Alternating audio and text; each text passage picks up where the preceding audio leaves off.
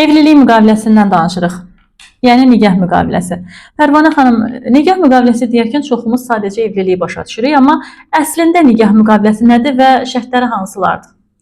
Nikah müqaviləsi nikahdan öncə iki şəxs arasında, ailə quran iki şəxs arasında bağlanmış sazişdir. Bu sazişdə onlar nikah devrində, birgə nikah devrində əldə etdikləri əmlaklarla bağlı, sair digər tələbləri ilə bağlı ikisinin, hər iki tərəfin qarşılıqlı razılığa gəldiyi müqavilə şərtlərini qeyd etdikləri bir müqavilədir. Yəni orada hər bir şərtlərini qeyd edə bilərlər. İstər təhsilləri ilə bağlı olsun, ailə qurduqdan sonra qoyduqları tələblər, ya əmlaklarla bağlı tələblər, həmçinin uşaqlarının gələcəyi ilə bağlı qoyduqları tələblər. Aydındır. Bəs müqavilə hansı əmlak münasibətlərini tənzimləyə bilir, məhz bu müqavilə? Birgə nikah devrində əldə olunmuş müqavilə ilə bağlıdır, əldə olunmuş əmlaklarla bağlı və əldə edəcəkləri əmlaklarla bağlı. Mən onu qeyd etmək istəyirdim ki, ailədə övladlar dünyaya gələndən sonra bu şərtlər dəyişilə bilir, yoxsa yox? Yox, dəyişə bilmir. Əvvəlcədən müəyyənləşdirilməlidir. Ona görə vurğuladım ki, birgə nikah devrində əmələ gəlmiş və gələcək.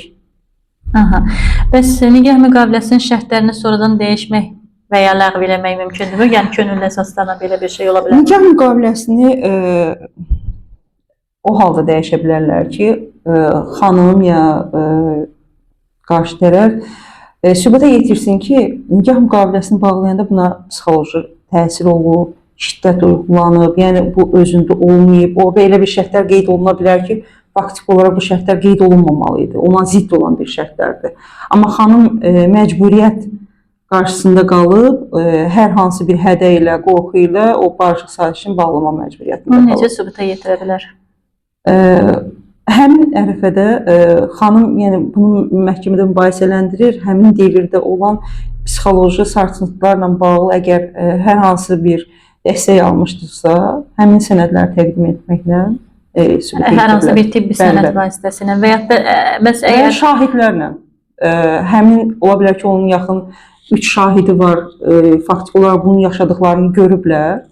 Onlar bilirlər ki, buna psixoloji şiddət uyğulanıb ya fiziki şiddət uyğulanıb ki, bu sazişi bağlasın. Şahidlər vasitəsilə sübut edə bilər. Aydındır. Təşəkkür edirəm Pərvanə xanım.